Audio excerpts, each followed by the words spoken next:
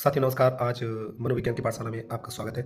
साथियों जैसा कि अवगत है आपको कि हम रचनावाद के अंतर्गत हम अभी तक पियाजे के बारे में पढ़े हुए थे।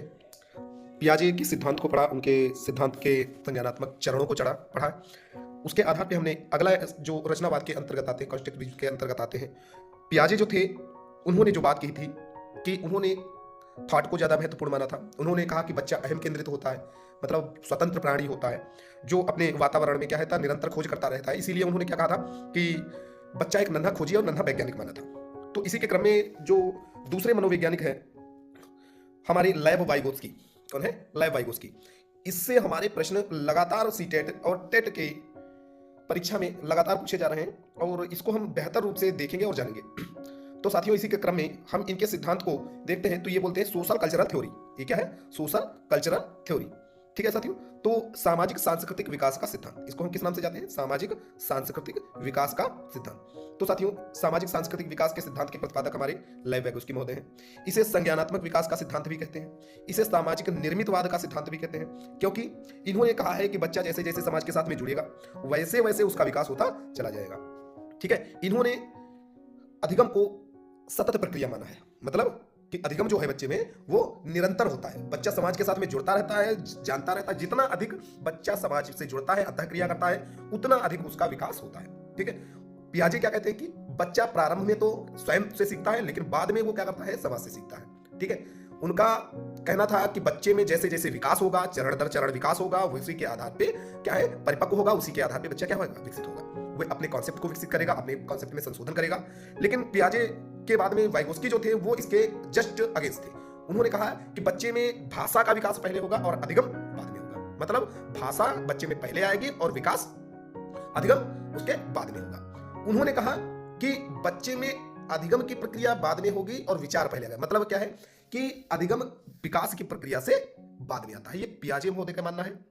इनका मानना है कि अधिगम की प्रक्रिया जो है वो पहले आती है और बच्चे का विकास बाद में होता है। परिपक्वता बाद में होती है। जैसे जैसे वो सीखता चला जाएगा वैसे वैसे उसमें परिपक्वता आती जाएगी। ठीक है, इन्होंने सोशल को कल्चरल को ज्यादा महत्वपूर्ण माना है। उन्होंने जैविकता को सब महत्वपूर्ण माना था। मतलब पियाजे कहते थे कि बच्चे में जैविकता महत्वपूर्ण है, वंशानुक्रम महत्वपूर्ण है और ये वातावरण को महत्वपूर्ण मानते हैं। कहते हैं बच्चा जैसे जैसे समाज के साथ में जुड़ता है वैसे वैसे उसका विकास होता चला जाता है। मतलब इन्होंने जो माना है कि बच्चे में जो विकास है वो समाज के साथ जुड़ने के बाद में अंतःक्रिया माध्यम से होता है। इसीलिए इनके सिद्धांत को हम सामाजिक निर्मितवाद सिद्धांत के नाम से जानते हैं। इसी के क्रम में हम देखते हैं इनका कहना है कि सामाजिक निर्मितवाद में बच्चे अपने ज्ञान का निर्माण जब समाज में अंतःक्रिया करते हैं तब करते हैं। मतलब बच्चे अपने बालक अपने ज्ञान का जो निर्माण है वो क्या है? सामाजिक अंतःक्रियाओं के द्वारा करता है। सामाजिक, जिसे हम क्या कहते हैं? सामाजिक निर्मितवाद कहते हैं। इनके सिद्धांत को हम संज्ञानात्मक विकास का सिद्धांत भी कहते हैं और इसे सामाजिक सांस्कृतिक विकास का सिद्धांत भी कहते हैं, क्योंकि जो कल्चरल्स हैं, जितने कल्चरल्स हैं वो सारे इन्हीं कल्चरल्स के द्वारा बच्चा क्या करता है? सीखता है, जुड़ता है और सहयोगी उपागमों का प्रयोग करता है। ठीक है, और वो क्या है कि वो समाज में वयस्कों का सहयोग लेता है, अपने सहपाठियों का भी सहयोग लेता है, अपने समूह वर्ग के लोगों का सहयोग लेता है। तो इस आधार पे बच्चा क्या है? अंतःक्रिया के माध्यम से सीखता है। आगे देखते हैं वाइगोत्स्की के संज्ञानात्मक विकास के सिद्धांत की प्रकृति संज्ञानात्मक ना होकर के कैसी है? सामाजिक है।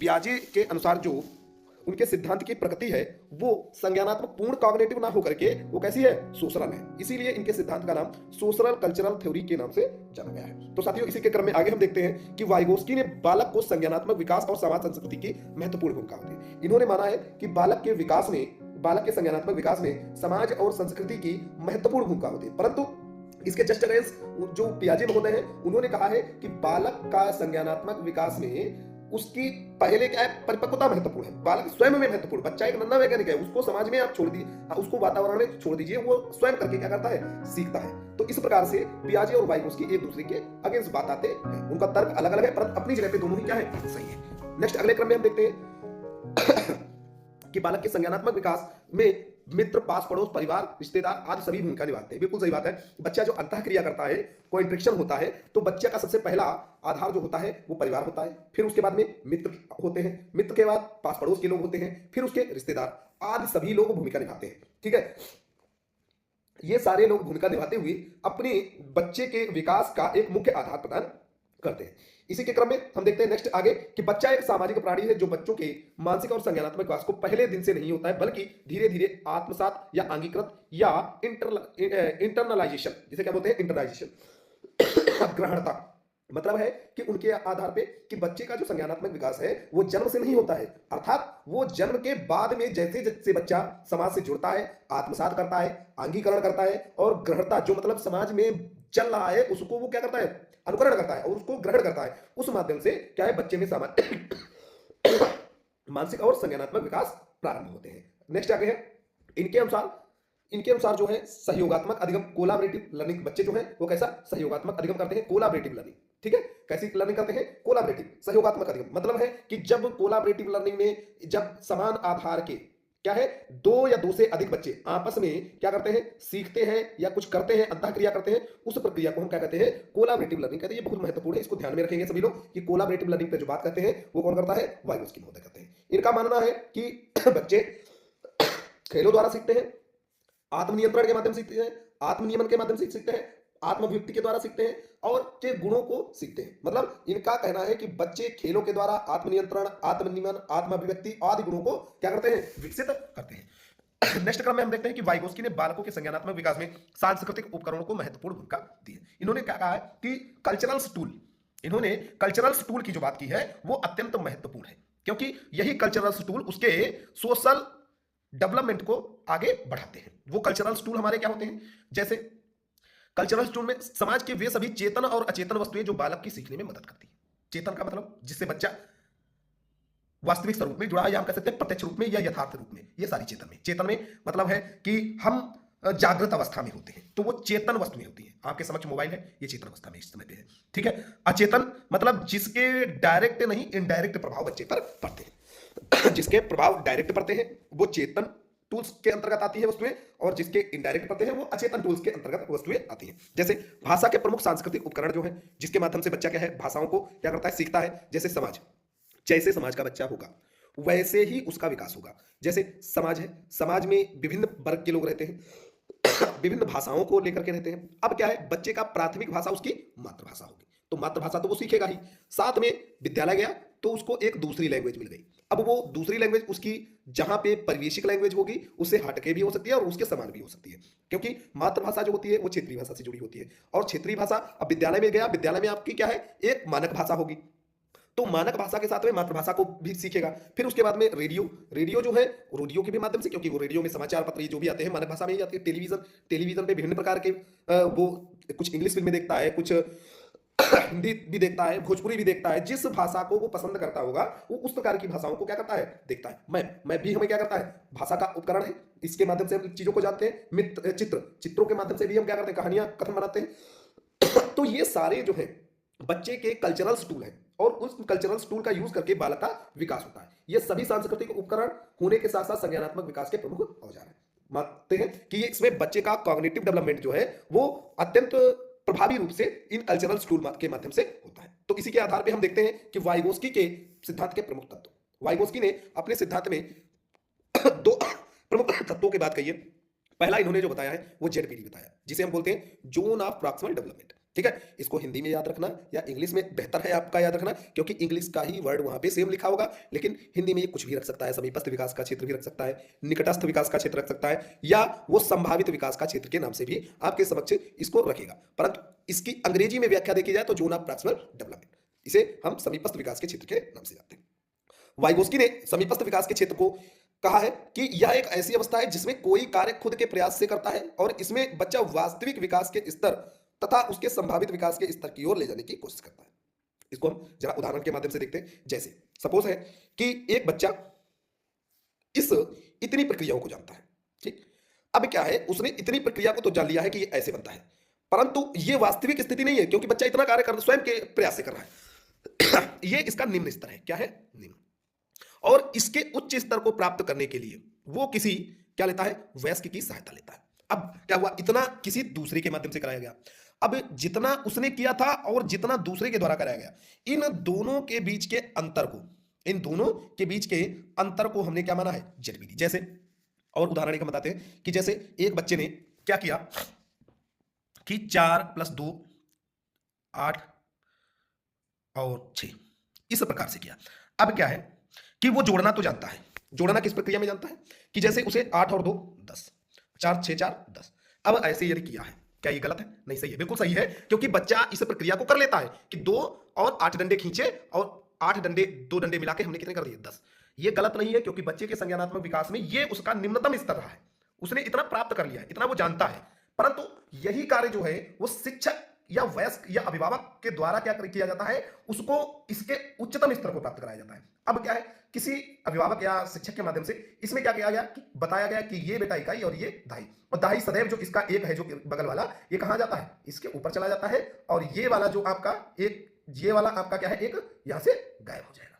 ठीक है, और ये जो एक यहां पे है आपका, जो हम बोलते हैं इसको हासिल बोलते हैं या दहाई बोलते हैं, इस दहाई को हम इसकी जगह पे ले आएंगे। 10 में एक जोड़ दोगे तो 11 हो जाएगा। अब बच्चा इस प्रक्रिया को समझ गया। मतलब क्या है कि उसने कहा कि जो एक बगल वाला था इसको हम यहां पे ना लिख करके दहाई के स्वरूप में लिखते हैं। मतलब निम्नतम स्तर से उच्चतम स्तर के बीच के अंतर को हमने क्या माना है? जेडपीडी। अब ये जेडपीडी में आगे देखते हैं एमकेओ। जेडपीडी था, अब जेडपीडी में हमने देखा एमकेओ। एमकेओ कौन था? सीखने वाले से सिखाने वाले का ज्ञान का अधिक होना। मतलब है बच्चा उसी से सीखेगा जो उससे अधिक ज्ञानी होगा, उसी की बात मानेगा। तो सीखने से सिखाने वाले का ज्ञान का अधिक होना। अब सहपाठी उसका होता, कहता ये 10 नहीं ये 1 है, बच्चा नहीं मानता, क्योंकि वो समझ रहा है कि ये तो हमारे समान है, क्योंकि ये हमको क्या बताएंगे कि ये तो मेरे जैसे है। तो उसने अपने से उच्च व्यक्ति के पास अपने सलाह ली और उच्च व्यक्ति की बातों को उसने माना। और वो व्यक्ति जो जेडपीडी में क्या है 2 और 8 6 और 4, इस चीज को जो व्यक्त करा रहा था वो एमक्यू था। कौन था? एमक्यू था। और जो उसको दे रहा था सहयोग, अब बच्चे को दोबारा से 8 और 2 10 1 6 11 ऐसा कराने की आवश्यकता नहीं पड़ेगी, क्योंकि बच्चा समझ चुका है। और वही स्कैफोल्डिंग होता है, दिया जाने वाला अस्थायी सहयोग। दोबारा इसकी आवश्यकता नहीं पड़ेगी। ठीक है, स्कैफोल्डिंग क्या है? सीखने की प्रक्रिया में दिया जाने वाला अस्थायी सहयोग ही क्या कहलाता है? स्कैफोल्डिंग, पहाड़ एवं ढांचा निर्माण। क्या बोलते हैं? स्कैफोल्डिंग, पहाड़ एवं ढांचा निर्माण। ठीक है, तो निम्न स्थिति से उच्च स्थिति के बीच के अंतर को हम क्या कहते हैं? जेडपीडी कहते हैं। और इसके बीच में जो हमको सहायता मिलती है उसको हम स्कैफोल्डिंग कहते हैं। और जो उच्च स्थिति को प्राप्त करवा रहा है उसे हम एमकेओ कहते हैं। समझ में आ गया? तो ये हमारी जो है वो हमारा पूरा सामाजिक सांस्कृतिक विकास सिद्धांत का मूल था। ठीक है, अब उसके बाद में आगे देखते हैं कि बच्चा खुद के द्वारा साइकिल चलाना। देखो वही चीज आ गई। उदाहरण में हम कह सकते हैं कि एक बच्चा है जिसने स्वयं के प्रयास से कितना चलाया कि वो साइकिल पे बैठ रहा है परंतु बैलेंस नहीं बना पा रहा है, वो कुछ दूर चलता है तुरंत उतर जाता है या गिरने लगता है। तो इस प्रक्रिया में उसने क्या है? अपने वयस्क की सहायता ली। किसकी? एमकेओ की सहायता ली। अब वो एमकेओ क्या करता है? उसे पीछे से सहारा देता है, और वही सहारा जो है वही हमारा पहाड़ एवं ढांचा निर्माण है। क्योंकि एक बार अगर उसने साइकिल चलाना सीख लिया, अब वो दोबारा कभी भी बच्चा उससे कहेगा कि पीछे मुझे सहारा ना दीजिए, क्योंकि मैं चला लेता हूं। अब वो साइकिल के बजाय मोटरसाइकिल भी सीखेगा, तभी बैलेंस के लिए नहीं, वो सिर्फ अन्य प्रक्रियाओं को जानने के लिए सहारा लेगा। ठीक है, लेकिन साइकिल चलाने में तो कभी भी दूसरे का सहयोग नहीं लेगा। तो वही स्कैफोल्डिंग कहलाता है। नेक्स्ट आगे की तरफ देखते हैं। वाइगोस्की ने 3 तरह की भाषाओं के बारे में बात की है। ठीक है, पियाजे ने अहम केंद्रित भाषा की बात की थी, उनका बच्चा जो था इगोसेंट्रिक था। इनका जो बच्चा है वो 3 प्रकार की भाषाओं पर बात करता है। पहला उनका है आत्मभाषा, जिसको हमने कहा है इनर स्पीच। क्या बोलता है? बताते हैं इनर स्पीच, स्वनिर्देशित व्यवहार, स्वयं को निर्देशित करना। जब बालक मन में सोचे हुए कोई भी कार्य करता है, मन में सोचते हुए कोई भी कार्य करता है तो उसकी भाषा आत्मभाषा होती है। जैसे सपोज आप पढ़ रहे हैं, ठीक है, आप पढ़ रहे हैं और पढ़ते हुए आपके मन में बहुत सारे विचार आ रहे हैं, और उन विचारों के आधार पे आप कह रहे हैं ऐसे नहीं, ये ऐसे होना चाहिए था, अगर हो जाता। अभी मैं तो बोल रहा हूं, लेकिन आपके मन में, आप सुन रहे हैं मुझे, तो आपके मन में ये आता कि ये यहाँ पे स्वनिर्देशित व्यवहार नहीं, स्वयं निर्देशित होना चाहिए था, अगर ये होता तो ज्यादा बेहतर समझ में आता था। तो बात वही है, लेकिन क्या है कि ये आप डायरेक्ट कर रहे हैं, स्वयं को डायरेक्शन कौन दे रहा है? स्वयं आप दे रहे हैं, तो वो इनर स्पीच के अंतर्गत आता है, ये आत्मभाषा कहलाती है। ठीक है साथियों, अगले क्रम में हम देखते हैं व्यक्तिगत भाषा। नेक्स्ट हमारी क्या है? व्यक्तिगत भाषा। व्यक्तिगत भाषा क्या है कि इसके अंतर्गत, इसको हम बोलते हैं प्राइवेट स्पीच, इसे निजी वाक भी बोलते हैं। प्राइवेट स्पीच को हम क्या बोलते हैं? निजी वाक बोलते हैं। ठीक या हम इसको क्या बोलते हैं? निजी वाक। तो साथियों इसी के क्रम में हम देखते हैं कि बालक जब किसी कार्य को करने हेतु खुद से बात करते हुए अपनी सोच को विनियमित करता है। अब जैसे मान लिया कि एक बच्ची, प्रश्न आता है कि एक सीमा कपड़ों को तय करते हुए कहती है कुछ अपनी भाषा में स्वयं को निर्देशित करती है, कपड़ों को तय करते हुए स्वयं को निर्देशित करते हुए कपड़ों को तय कर रही है, तो सीमा के द्वारा किया जाने वाला वार्ता कहलाएगी अहम केंद्रित वार्ता, व्यक्तिगत वार्ता, सामाजिक वार्ता या हमारी आत्म वार्ता या स्वयं निर्देशित वार्ता। तो यह जो होता है वो व्यक्तिगत वार्ता के अंतर्गत आता है। तो साथियों इसी के क्रम में हम देखते हैं कि इसे ही जीन पियाजे ने अहम केंद्रित वार्ता कहा है। क्या कहा है? अहम केंद्रित या स्वनिर्देशित। इसमें पियाजे ने इसे इगोसेंट्रिक लैंग्वेज कहा है और वाइगोस्की ने इसे प्राइवेट स्पीच का नाम दिया है। इसे व्यक्तिगत वार्ता, आत्म स्वयं की वार्ता, निजी वाक, ये हिंदी में कुछ भी आ सकता है, अंग्रेजी में एक ही वर्ड होगा प्राइवेट स्पीच। ठीक है, तो इस चीज को बेहतर रूप से ध्यान रखें क्योंकि लगातार यही चीज पूछी जाती है। अगला हमारा क्रम है सामाजिक वार्ता, सोशल लैंग्वेज। बच्चे जब समाज में अंतःक्रियाओं का प्रयोग किए जाने वाली सामाजिक वार्ता कहलाती है। मतलब बच्चे समाज में अपने दादा दादी बाबा के साथ में जब भी कोई भाषा का प्रयोग करते हैं, जब भी अपने विचारों का आदान प्रदान करते हैं, तो इसे सामाजिक वार्ता कहलाती है। इसमें क्या है, बच्चों के द्वारा समाज में अंतःक्रियाओं के माध्यम से प्रयोग की जाने वाली भाषा को या वार्ता को हम कहते हैं सामाजिक वार्ता कहते हैं। नेक्स्ट है हमारा वाइगोस्की ने शिक्षा को सक्रिय सहभागिता पे बल दिया है। शिक्षा में किस पे बल दिया है? सक्रिय सहभागिता। ये पॉइंट बहुत ही महत्वपूर्ण है, इसको आप नोट करके अपने पास में रख सकते हैं क्योंकि ये सक्रिय सहभागिता जो है वो हमारा पॉजिटिव टैगवर्ड का एक महत्वपूर्ण बिंदु है। ठीक है, क्योंकि हम टैगवर्ड पे आपकी एक वीडियो बनाएंगे जिसमें हम पॉजिटिव और नेगेटिव पे बात करेंगे और वो आपका कहीं ना कहीं कई रूप में आपको फॉलो करते हुए आपको हेल्पफुल रहेगा। ठीक है, नेक्स्ट हमारा है अगली क्रम में ये देखते हैं रेसिप्रोकल पारस्परिक शिक्षण। अब वाइगोस्की महोदय के द्वारा दो प्रकार के शिक्षण पर बात करी गई। ये कहते हैं दो प्रकार का शिक्षण होता है यस, एक हमारा रेसिप्रोकल, एक हमारा है सहयोगी शिक्षण। ठीक है, ये सहयोगी अधिगम कोऑपरेटिव लर्निंग और इसको हम रेसिप्रोकल टीचिंग या पारस्परिक शिक्षण कहते हैं। तो हम देखते हैं कि इस शिक्षण विधि का उद्देश्य रीडिंग कॉम्प्रिहेंशन को बढ़ाना। क्या है? रीडिंग कॉम्प्रिहेंशन को बढ़ाना और इसमें एक शिक्षक दो या दो से अधिक छात्रों को आपस में मिलकर सहयोग अधिगम कराना होता है। ठीक है, क्या होता है कि इसका उद्देश्य बच्चे आपस में ही मिलकर के अपने एक साथी दूसरे साथी के सहयोग के माध्यम से अधिक सीखें। ठीक है, इसमें क्या होता है, समानता के आधार पे बच्चे जब एक दूसरे से सीखते हैं तो विभिन्न प्रक्रियाओं के माध्यम से सीखते हैं। इस शिक्षण में क्या होता है, अध्यापक इस शिक्षण में इसका मुख्य उद्देश्य रीडिंग कम्प्रिहेंशन होता है और इसमें क्या होता है, एक शिक्षक और दो या दो से अधिक छात्र आपस में सहयोग के माध्यम से सीखते हैं। मतलब है टीचर और प्लस स्टूडेंट के बीच में क्या होता है, दो पक्षीय वार्ता होती है। मतलब शिक्षक बच्चे से प्रश्न करता है और बच्चा शिक्षक से प्रश्न करता है। इस प्रकार के शिक्षण प्रक्रिया को हम पारस्परिक शिक्षण कहते हैं। ठीक है, इस प्रकार की शिक्षण प्रक्रिया को हम क्या कहते हैं, पारस्परिक शिक्षण। ठीक है, इस शिक्षण में अध्यापक छात्र के बीच अंतःक्रिया होती है और शिक्षक छात्र से प्रश्न करते हैं और छात्र शिक्षक से प्रश्न करते हैं, जिसमें एक दूसरे की भ्रांति क्या होती है, दूर होती है। इसीलिए इसे पारस्परिक शिक्षण के नाम से जाना जाता है। नेक्स्ट हमारा है सहयोगी अधिगम, कोऑपरेटिव लर्निंग। ठीक है, इसे कोऑपरेटिव लर्निंग कहते हैं। इसमें क्या होता है, वही जो पहले बताए थे कि इसमें इधर भी स्टूडेंट होगा, इधर भी स्टूडेंट, इधर भी दो या दो से अधिक स्टूडेंट आपस में ही मिलकर के आपसी सहयोग के माध्यम से सीखते हैं और अपने लक्ष्य को प्राप्त करते हैं। तो साथियों इस प्रकार से हम दो प्रकार के अधिगम प्रक्रियाओं को देखते हैं। एक हमारा है रेसिप्रोकल में शिक्षक और छात्र उपस्थित होंगे, और कोलैबोरेटिव लर्निंग जिसमें हमारे क्या होंगे, छात्र और दो या दो से अधिक आपस में मिलकर छात्र एक दूसरे का सहयोग करते हैं और लक्ष्य तक पहुंचते हैं। इनके सिद्धांत में आवश्यक अध्यापक को क्या है, फैसिलिटेटर के रूप में काम करना चाहिए ताकि बच्चे अच्छे से सीख सकें। मतलब एक सुविधादाता। ठीक है, सुविधादाता शिक्षक को इन्होंने क्या बताया है, फैसिलिटेटर मतलब सुविधादाता, सुगम करता। इस रूप से शिक्षक को कार्य करना चाहिए, बाकी बच्चे क्या है, स्वयं ही करते हुए चले जाएंगे। ठीक है साथियों, तो इसी के क्रम में आगे हम देखते हैं बच्चे को पियाजे समस्या समाधान सामाजिक गतिविधियों के माध्यम से सीखना चाहिए। बच्चे को प्रोजेक्ट और समस्या समाधान गतिविधियों के माध्यम से सीखना चाहिए। ठीक है, इनका मानना है कि प्रोजेक्ट दे दिए जाएं जिसमें बच्चा क्या है, स्वयं समस्याओं को जानेगा और सामाजिक गतिविधियों के माध्यम से अधिक सीखेगा, क्योंकि उसमें ज्ञान इंद्रियां और इंद्रियां सभी कार्य करती हैं, जिसके माध्यम से बच्चा अधिक से अधिक सीखता है। नेक्स्ट है अध्यापक को बच्चों के लिए मार्गदर्शक और निर्देशक के रूप में कार्य करते रहना चाहिए। ये हमने आपका पॉजिटिव और नेगेटिव का जो टॉपिक बनाया है आप लोगों के लिए, तो उसमें शिक्षक के जो गुण लिखाए हैं उसमें काफ़ी जो लिखाया गया है उसको बेहतर रूप से आप लोग देखिए और उसको समझ के दिमाग में रखिए, क्योंकि प्रश्न जब बनेंगे तो उसी से ही डायरेक्टली आपको ऑप्शन में दिखाई पड़ेगा कि जैसे अध्यापक के गुण कैसे होने चाहिए, एक जो आदर्श शिक्षक के गुण कैसे होने चाहिए कि आदर्श शिक्षक धैर्यवान होना चाहिए। ठीक है, आदर्श शिक्षक का जो गुण है सहयोग करता, सुगम करता और एक फैसिलिटेटर के रूप में कार्य करना चाहिए, एक अच्छा निर्देशक के रूप में कार्य करना चाहिए। तो ये इस प्रकार से क्या है उसमें दिया हुआ है। तो आप लोग अगली वीडियो में हमारे देखेंगे, आगे देखते हैं। अध्यापक को संज्ञानात्मक प्रशिक्षता कॉग्निटिव ऑपरेशनशिप को बढ़ाना चाहिए, संज्ञानात्मक प्रशिक्षता को बढ़ाते रहना चाहिए, जिससे बच्चों में क्या है कि संज्ञानात्मक विकास उसका अच्छे से होता रहे। नेक्स्ट आगे की तरफ हम देखते हैं, थोड़ा सा इसमें रह गया है कि जैसे एक पॉइंट हमारा है कि पियाजे और वाइगोस्की एक दूसरे से क्यों डिफरेंस है, क्योंकि पियाजे का मानना है कि पियाजे मानते हैं कि बच्चा जैविक सत्ता का है और वाइगोस्की मानते हैं बच्चा सामाजिक सत्ता का है।